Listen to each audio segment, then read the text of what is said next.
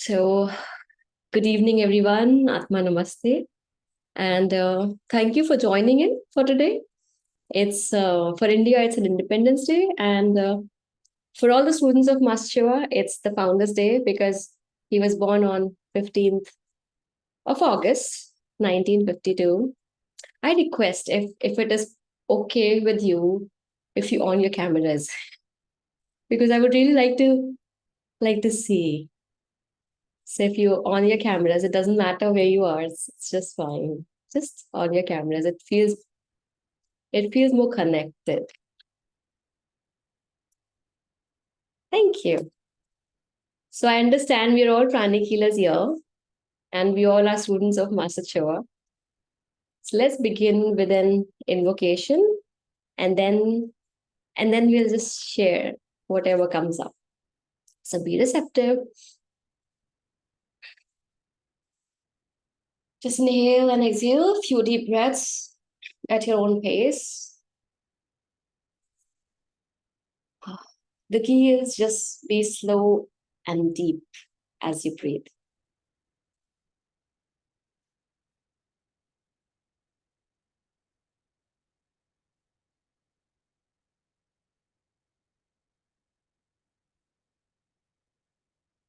To the Universal Supreme God, Divine Father, Divine Mother, to our beloved spiritual teacher, Grandmaster Choa Kok Sui, to Lord Bodhisattva Mailing, to all the great ones, holy gurus, holy masters, saints, archangels, holy angels, spiritual helpers, to the spiritual sun, we are very grateful for your blessings. We are very grateful for your guidance, for your healing, for your help, for your protection. We're very grateful for the inner healing. We're very grateful for the inner guidance, inner strength, so that we all can practice regularly. We're very grateful for all these teachings. We're very grateful to be student of Master Choa. We're very grateful to be blessed by all the amazing techniques that he has shared, by all the healings, the help that the family we have found beyond the blood all across the world. We're very grateful for all the resources, including the technology, so that we can connect with each other from different parts of the world and yet talk about our teacher. Feel him, practice his teachings, learn and grow together, help each other, and various others. We're very grateful. We're very grateful. We're very grateful. With deep gratitude, with deep respect, and lots of love, we thank you all. We thank our Guru in full faith. Thank you. Thank you. Thank you. Thank you again for joining. It means a lot. And there is no particular agenda with me for today's meet. It's going to be short and sweet.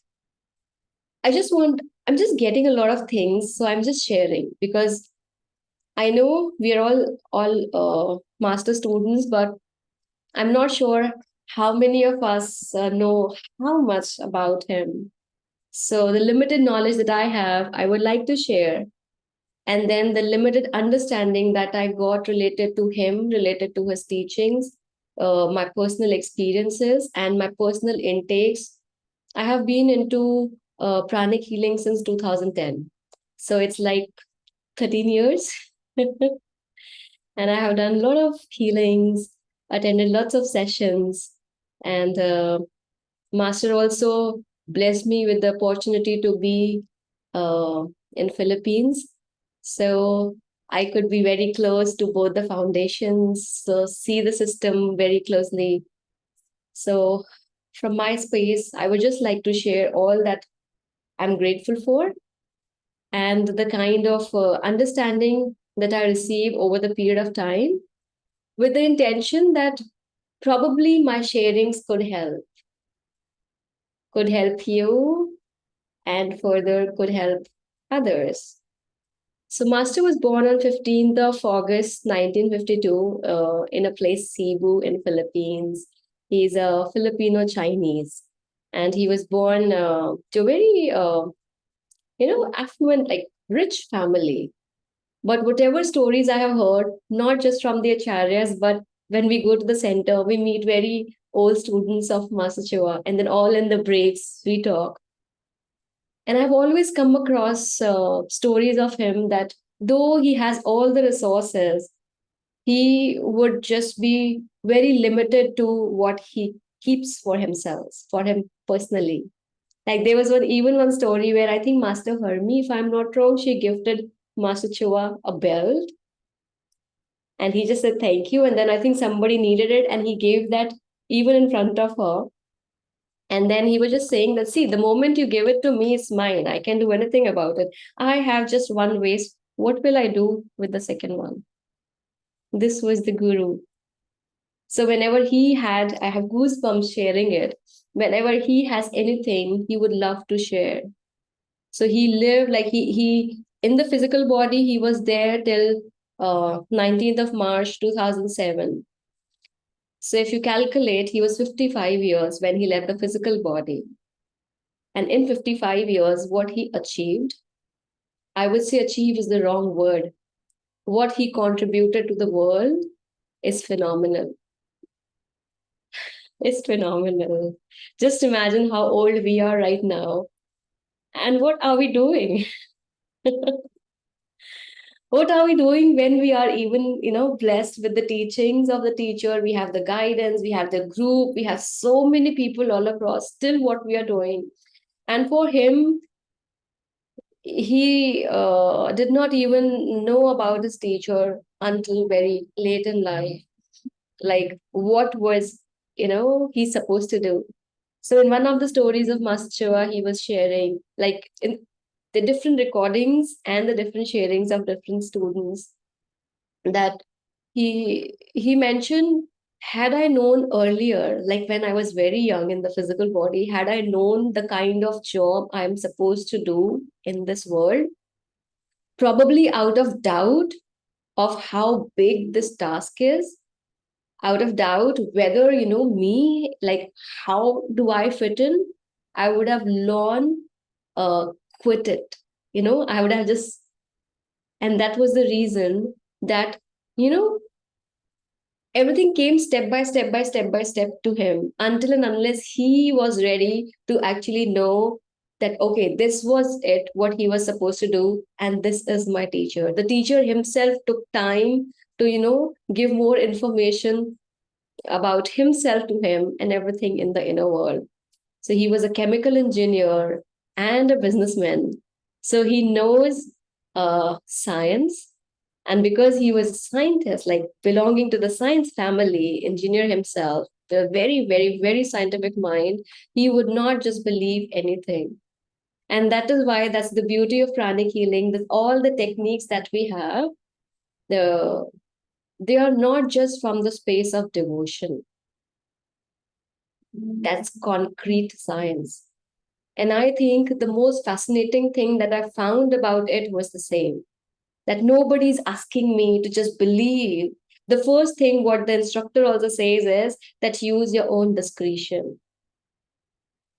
So, whatever is being shared to you throughout the course of 2 days, 3 days, based on what course we are doing, the first thing that is being asked to all the students is do not believe anything blindly, even if the instructor is saying. And if you see that video of Master Chua, probably you attend the retreats, there is a video where he himself says, even if it is coming from me, do not believe it blindly.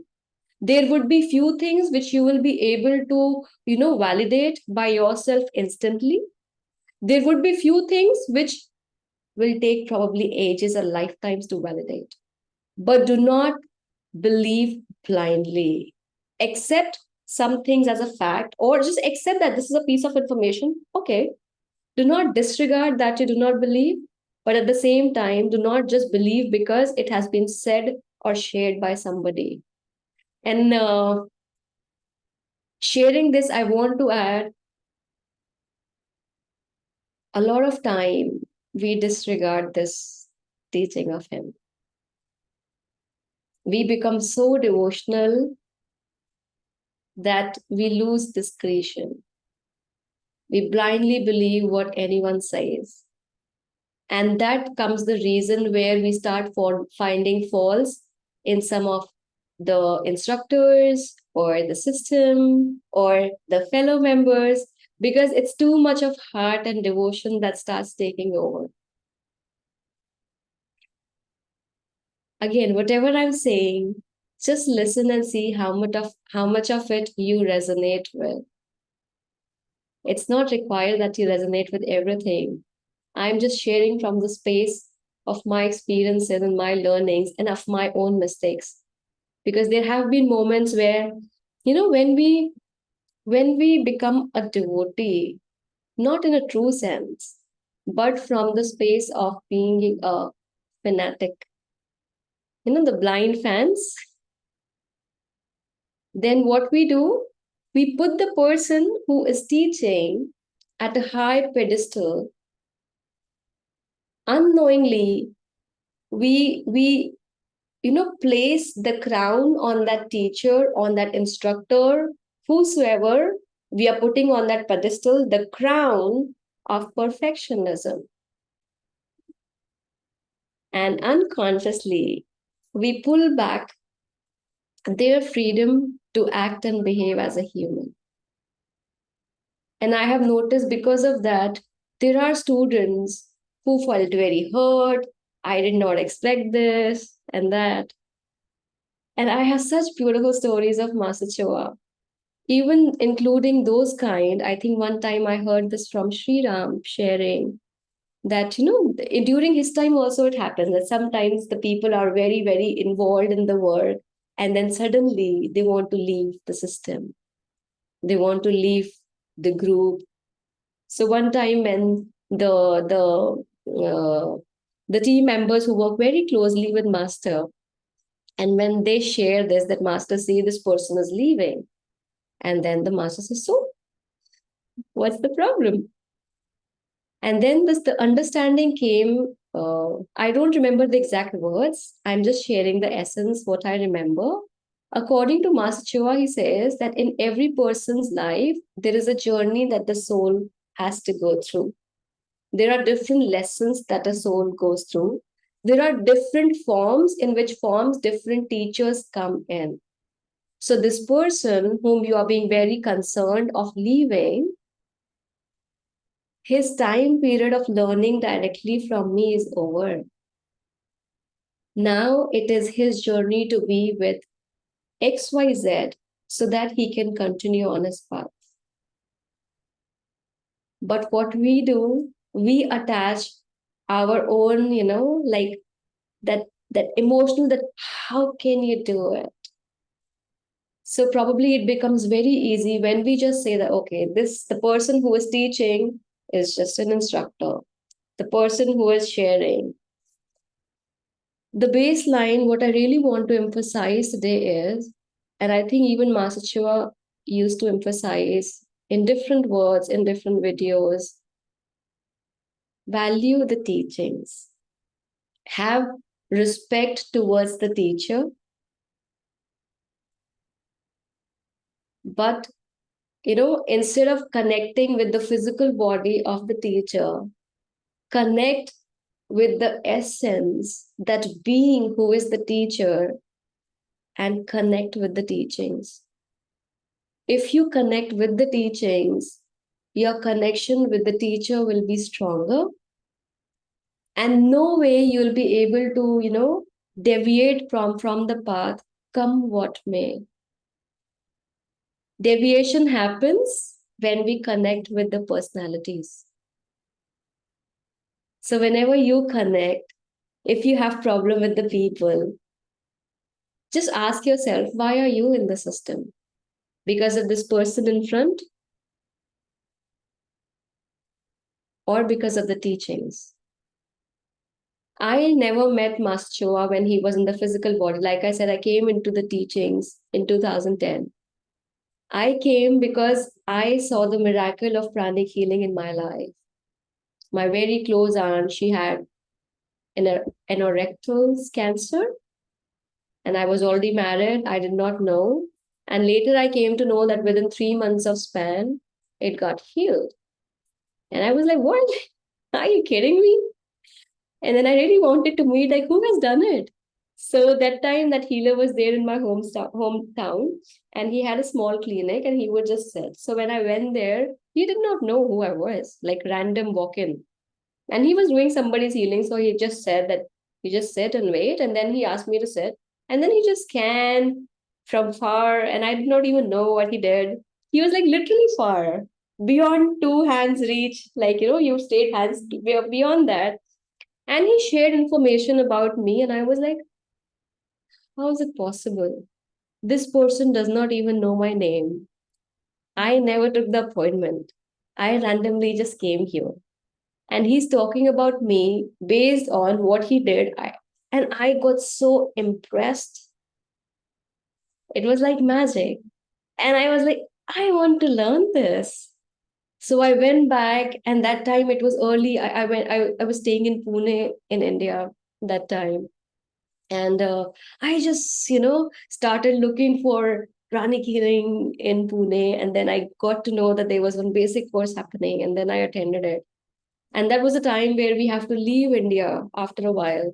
So I went to Mumbai. I stayed there for a week. And I just, within a span of 1 week, from one Saturday, Friday, Saturday, Sunday to another Friday, Saturday, Sunday, I completed advanced cycle and then achieving oneness with higher self and the erratic. Like the basic, whatever I can just squeeze in, because I did not know if I go to another country, will I be able to, and I just did not want. So with me, uh, that time there was not too much of internet, not what's like the WhatsApp and all these things were not there. It came later.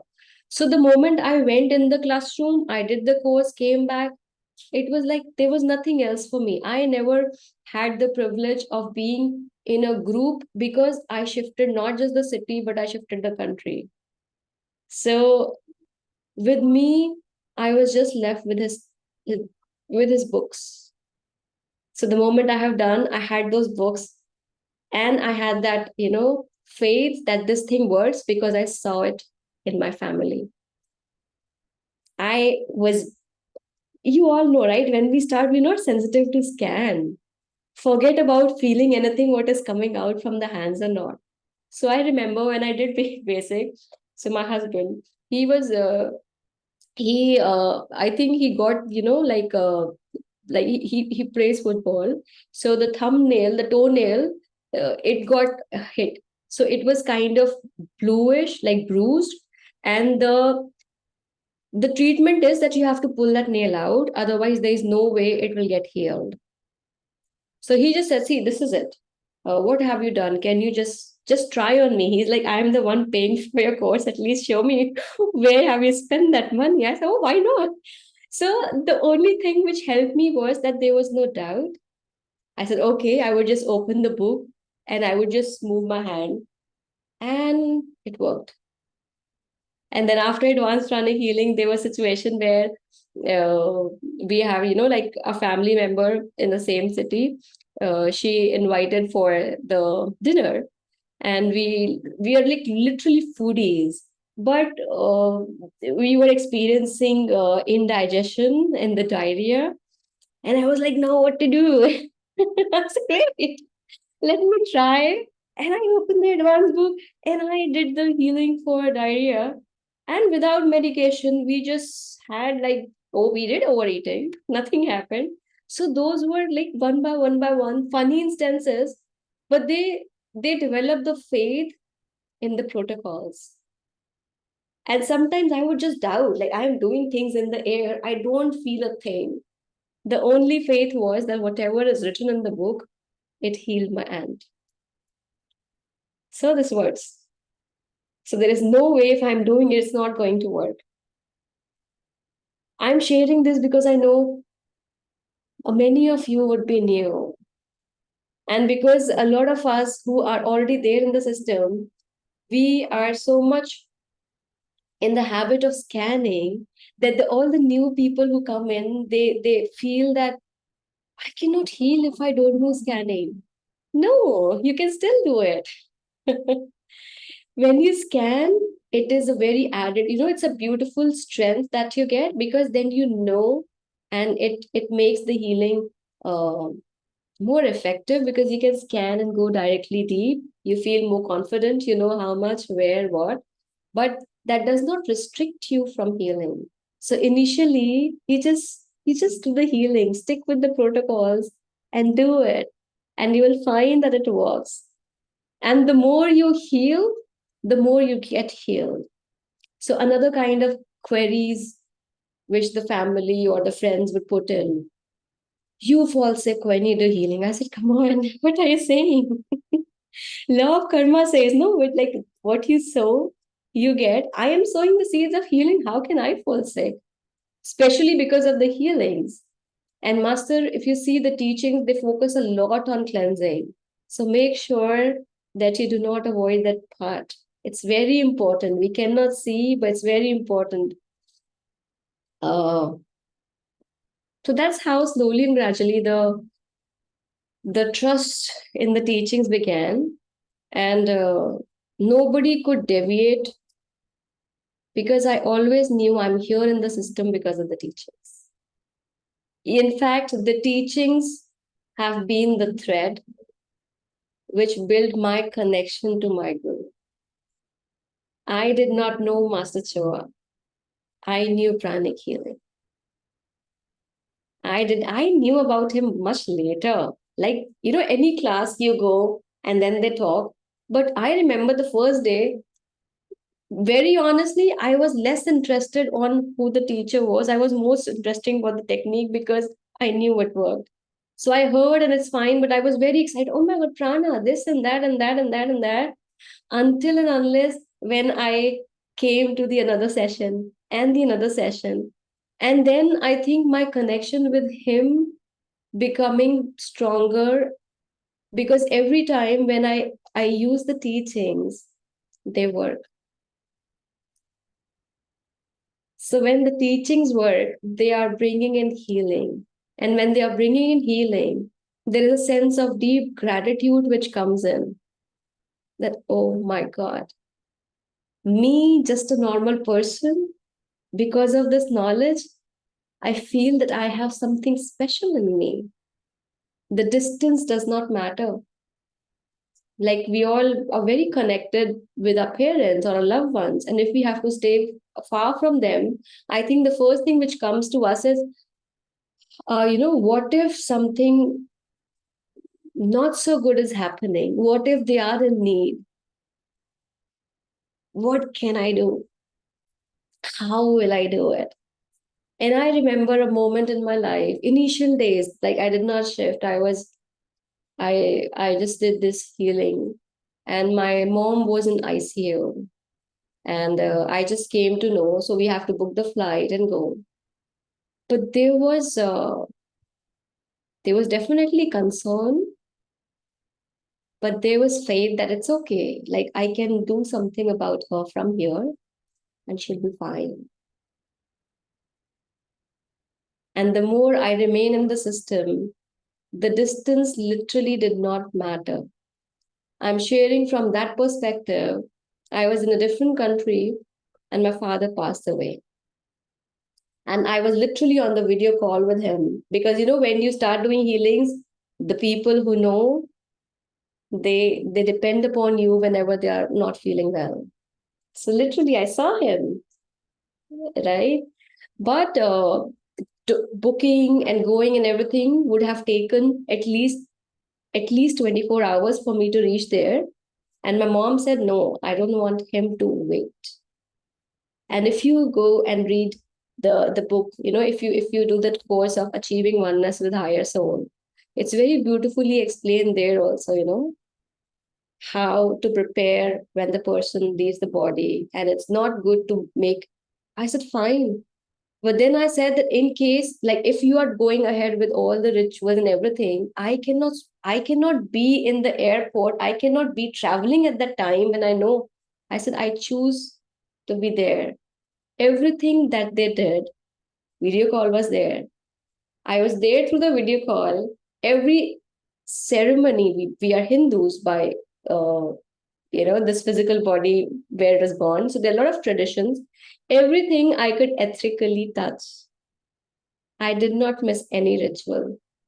And it was sensed so strongly by the priest in a small town, in a village where they went, that he included my name in the list of people who were there.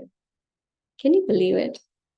We are talking about that priest who had no idea about, like very, very traditional minded, but he could feel that I was there.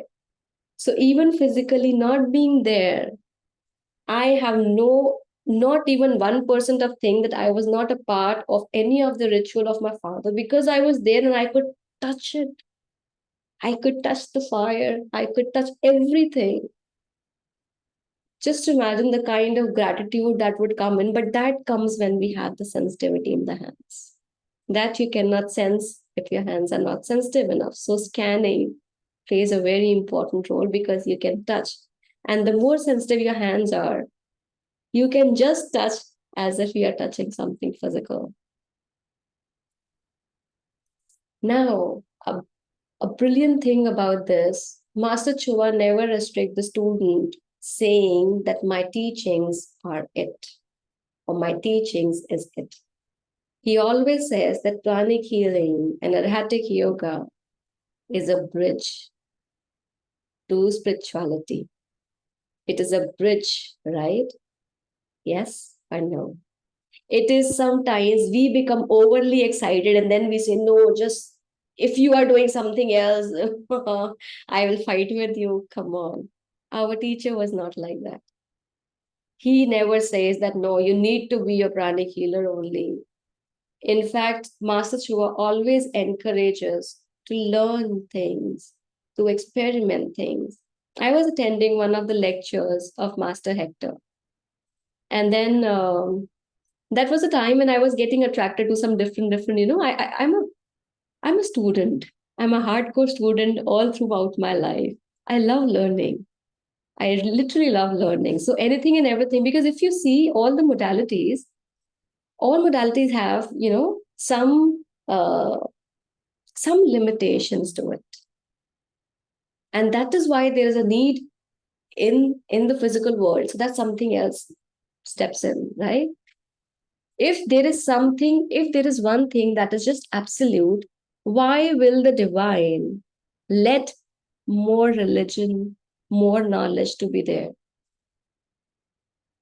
This is a question. Like with the Master Chua, I ask now. Earlier, I used to be satisfied with everything. Now I just ask, if there is a variety, if I have 5 fingers, every finger serves some purpose. Nothing in the world happens without a reason, without a purpose. So I can no way say that, no, this is it. There is everything that, contributes. It's like everything, all the 5 fingers together makes the best of the creations. All these different organs, everything together in totality, every country, every season, every kingdom, in totality create the creation. And that's the beauty of the existence of it all. We need different elements. We cannot just survive with air. We cannot just survive with water. So even in the elements, any one element is not it, right? That's why in pranic healing Ratika, there's so much of variety that we have. So why I was saying is, so there was a time where I really wanted to learn, something else. And then because I know there are so many students of Master Choa who pray him, I know he would not like himself to be prayed per se. He just say that pray to God, you know, just have reverence to the teacher, devotion to God, reverence and respect to the teacher. But at times the student was, that we miss the boundaries. So a lot of doubts were being coming. So I attended luckily a session of Master Hector, and it felt as if Master Choa wanted me to hear that thing, because he started off saying, he said that uh, I was not very good with public speaking. I had to literally attend classes for speaking skills. I was good with reading, but he was just sharing how he had to learn different things, and how he had to do a lot of like different, altogether different kind of trainings and stuff he had to do. And then when he met Master Chua, finally, and then when Master Chua gave him, entrusted Master Hector with the task of spreading the teachings. So one day, Master Hector, he asked Master Chua, like, I feel I have wasted my time, learning this. If I had to do this, I would be doing this. And then he mentioned that Master Chua says, everything that you have learned makes you equipped now so that I can entrust you with the task of spreading the teachings. And then Master Hector, shared his understanding. What Master Chua shared with him was that teachers are looking for the students who are skillful and who are versatile, so that they can amalgamate. Just imagine, if I have the knowledge of this much, if something beyond comes in, how will I be able to take care of it? That's why even in the school, the first thing what is done is introduce the children with every subject. And that's the proof. Master Chewa, he had recommended list of authors that do not just stuck here. Pranic healing, use every bit of it, imbibe it. And then there are these set of authors, read their books, because they'll help you to even evolve further.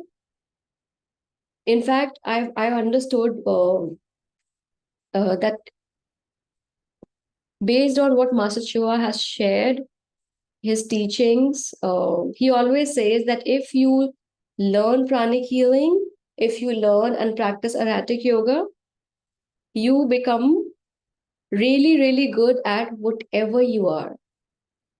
Everybody is not expected to leave what you do and become healers. Just imagine if they're only healers. How will we eat? We need somebody to have those fruits and vegetables, and we need somebody to teach in the school, somebody to stitch the clothes. We need all of it, right? Just imagine the fear. Everybody is a healer. We'll be less useful, no?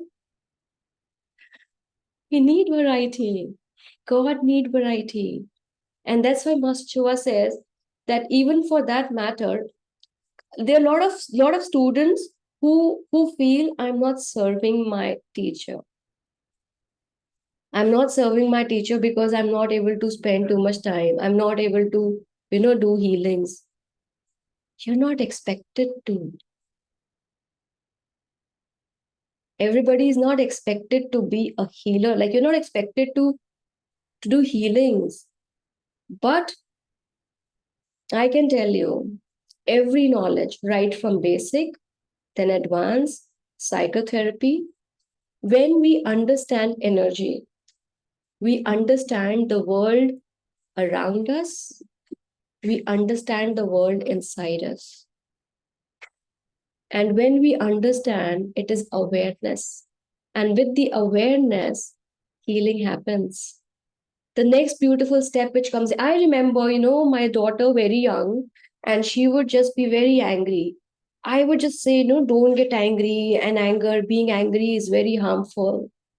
But then how do I know, Mama? How can you say? I said, wait, I have books. So I took out the book, Psychic Self-Defense.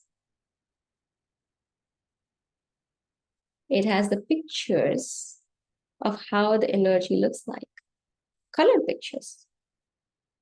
A very young girl, 5-year-old, 6-year-old, and I just showed her the pages. I said, do you see? How do you think? How is this anger looking like? It's look like cactus. It's pointy. I said, yes. So now when you're very angry, this is the energy which is coming out. What will it do?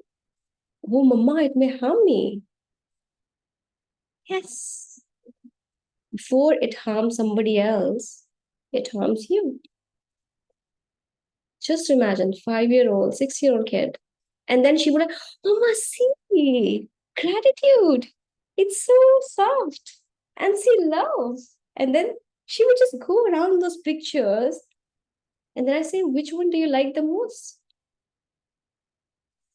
And I say, then this kind of emotion, when you have more in your system, that's how you look like. When the people can say from the inner eyes. And she understood. So I do not have to say, do not be angry. I said, no, it's okay to be angry. But just remember, the more time you stay with that emotion, your body will fall sick. And she understand, yeah. Then the question comes, how? What should I do? I'm just sharing something very personal. But from that space, if I, as a mother, do not know what kind of upbringing will I provide, and how can I help with the new generation, which is an Aquarius one, highly intellectual. As a mother, I feel empowered when a little child is crying and the child does not know. I can very small, move my hands and I know, oh, here's the problem. Life is easy because of the teachings. But the only teachings in the book is of no use until and unless I use it. Because all that I'm sharing will come when I read, when I reread, or probably when I go through the sessions again and when I practice them in my life. So, all those who say that I feel bad, I'm not able to do much for my teacher, this one knowledge that I really want to share is the best tribute, the best gratitude, the best form of, we follow a lot of physical ritual. The best ritual that you can do for your teacher is live his teachings. When you live his teachings, and when the people, you don't have to go and say, no, do this, do this, do this, do this. But when you are talking, when you are living your life, and the people say, what's your background, Kim? What's your background, uh, Pushpa, Martina? What's your background? What do you do? And then we say, oh, actually, I am pranic healer and this and that. Don't you feel that when they ask and then when you share, and that's what's the best tribute to a teacher is. I'm sharing it because I am being born and brought up in India, so this is the culture which I know a lot. In India, people just go off touching the feet, garlands, and there's a lot of pomp and show. G G G, yes, yes, yes, Jai Ho, Jai Ho, Jai Ho, and literally fanatic people, I'm telling you. He's my guru, all the pujas just like we do for God. And the moment I turn my face, I'm using abusing words at times, I'm criticizing, I'm yelling, I'm not practicing. The teacher is not looking, he's not asking any one of us to pray or to put him in place of God. He never asked that. So if you want to literally serve him by living his teachings. Because when you live his teachings, people get inspired by you. How do we say? How do we know about the tree? Through its fruits. Yes or no? So be that fruit. Then you will be that fruit. You will be that flower, which being attached to the tree is automatically being accepted by the teacher, by the God. And the teacher can use you. We do not need just to be in the system as a teacher, as a healer, wherever you are. In fact, if you are outside, you're working in the bank, you're working wherever you're working, and you are you, and when your teachings are helping others uplift, that's what the teacher needs, right? That is the best tribute. I think erratic yoga has been one of my favorite teachings of Master Choa after these healing ones. And why? Because Master Choa he's literally a genius. Because of science, he cut things down, step by step, so easily. People say, I want to be a good person, and what do I do? He said, okay, come on, I'll do it for you. He has literally spoon fed us. He said, these are the virtues. Oh, master, yes, these are the virtues. It's very difficult. What do I do? Inner reflection is there. Blue triangle is there. Have you ever tried? I'll tell you my experience. So there was this time in my life, like I think an year and a half or 2 years ago, the span, when I was under great negative impact, like entities and stuff. And that was the time when I was doing this certification of psychotherapist. So there was a time when I had to complete the certification of psychotherapist. In few months, I myself was a patient of psychotherapy because I don't know what all happened. There were a lot of entities inside me. How they enter, God knows. Like it's a different story for a different time. I'll just keep it all very short. But it was immense fear, literally immense fear. So now see, the person who has been doing healing, who understands psychotherapy, who understands psychic self-defense, who understands all the techniques, blah, blah, blah, blah, blah. And I'm experiencing how does it feel like when you are actually a patient of a psychotherapy. And I think that moment, those moments, like couple of months, when I worked on myself using inner reflection and blue triangle, were my savior, along with the invocations, Sharanagati, and the great invocation. Literally, saviors, big time. What I noticed was, so there was a very, very vivid video which was shared to me, uh, and it had a very deep impact on me because it was something real. When you watch movie, it is fantasy, but when you know somebody very close going through the similar thing, and you kind of see ghosts in front of you, that literally shake your legs. No, it's like the foundation gets. So that image was so strongly imbibed in my mind how to do it. So what I did, I used inner reflection technique. And for the first time, and this I'm saying 2 years ago, so just imagine, I learned that in 2010. I have been practicing for a long time. But that was a moment when I literally understood the power of inner reflection. Literally, I'm telling, whatever was creating that particular 1 or 2 minute of video that I watched and it's severe, I placed it, erased it 5 times, probably more, I don't remember. And then I could not remember the details.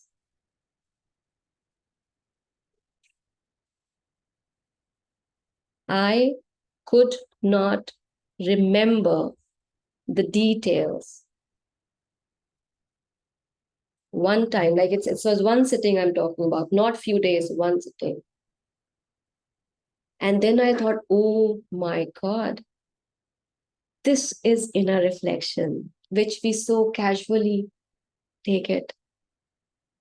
Doing sincerely, I literally could not remember the details, which made my auric shield so weak that the entities could enter. Just the inner reflection. I used to give so much importance to blue triangle. Inner reflection, oh, it blew my mind. It is so powerful. Literally so powerful. And then I realized, I was thinking, like Master says, ask why. Ask. Not from the space of why me, but from the space of everything has a purpose. So, what is the purpose of me being a patient? I realized that the patience was becoming less. See, when you know the teachings, when you are in a high vibration state, and when the other people are, taking a longer time, We don't realize it's a very thin line when we start becoming impatient and we start becoming less empathetic. We may be good with words, but internally we all know our truth, right? So I recognized how I used to get, irritated if the patient, I'm asking the patient doing something. So from there, my journey of being that psychotherapist, healer, and training took 100, and it's like 180-degree change. Because then I could understand that even a person like me who know it all, when I am a person who is going through severe fear, a phobia, a depression, I am not in a position to follow whatever I know. I need help. I need somebody to pull me out from that muddy, that what in Hindi we call it daldal, that sand which just makes you go deep inside and you need. So I could feel myself to be in it, and I know, like, so from there my compassion becomes stronger. So then when I started doing healing on the people of psychotherapy patients, I started putting more focus on talking to their caregivers or their family, that please do not expect much from them until they are at least to a certain degree where they can help. It's not that they don't understand, they are incapable of. So then I understood, oh my God, so it is not that I have to do a certification to be a good healer. I need real life experiences to understand. Quicksand. Thank you, Willan. So all those people who are going through those psychological ailments, they are under quick, they are impacted in the quicksand. So we need to pull them out. So I have a lot to share, but I think whatever I shared was from that space that that if you have to give a tribute to teacher, live the teachings. Instead of praying him, read his books. Read his books, imbibe the teachings, and then be the fruit of the teachings of pranic healing and erratic yoga. So that when you share, or when you are sharing, or when you are living your life, then people ask, and then you share. Have loving kindness and accept, and then do not put people on pedestals without the discretion. And I think that would be the biggest gratitude to the teacher. Yeah. I'm grateful for everyone to be here for listening this. And before we end the session, just close your eyes. Just be aware of your heart.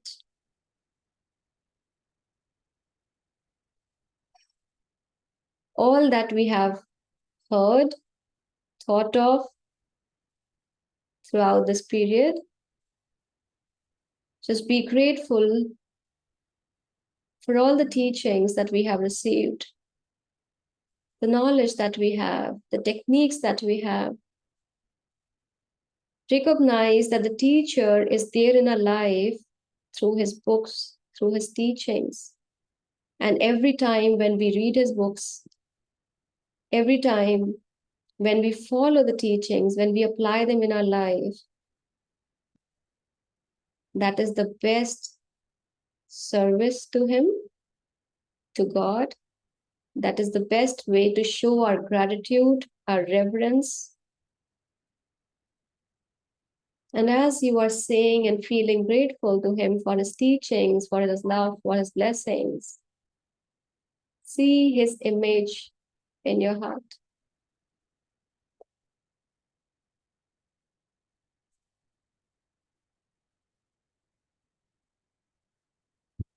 He's always there in the heart. The moment you connect with him through your heart, feel the crown getting activated. Feel the ego getting dissolved. Feel the receptivity becoming more. Conductivity becoming more.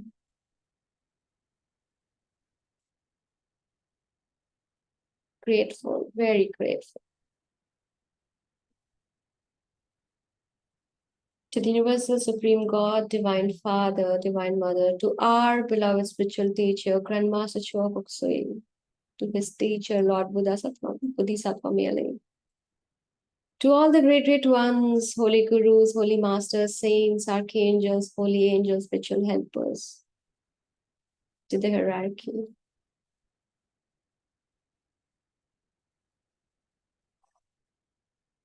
Very grateful for your presence. We're very grateful for your blessings at all levels. We're very grateful that Master Choa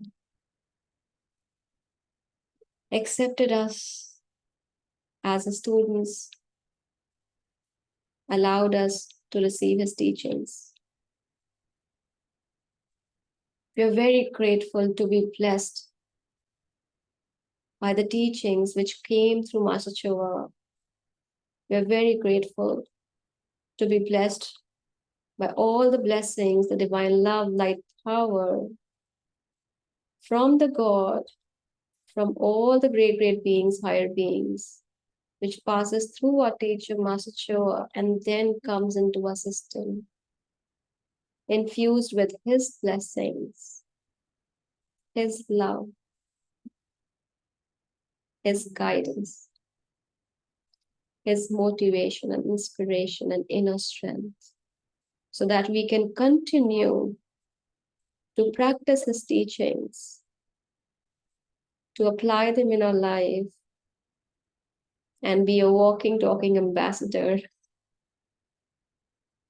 of how great a being, a spiritual teacher he has been. I'm very grateful.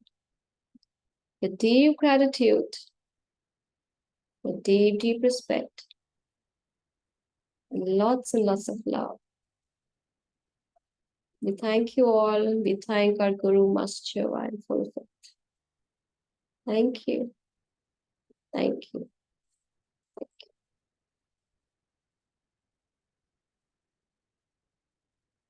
Thank you to the Triangles Blessing team for this platform.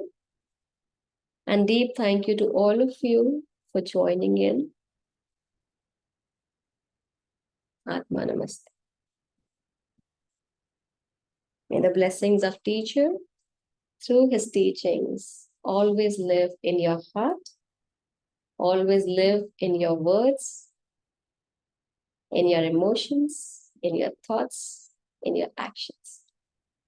May we be the living, walking, talking ambassador of our teachers. Thank you. Happy birthday to our teacher, no? Lots of love. Atma Namaste. Thank you. Thank you. Thank you.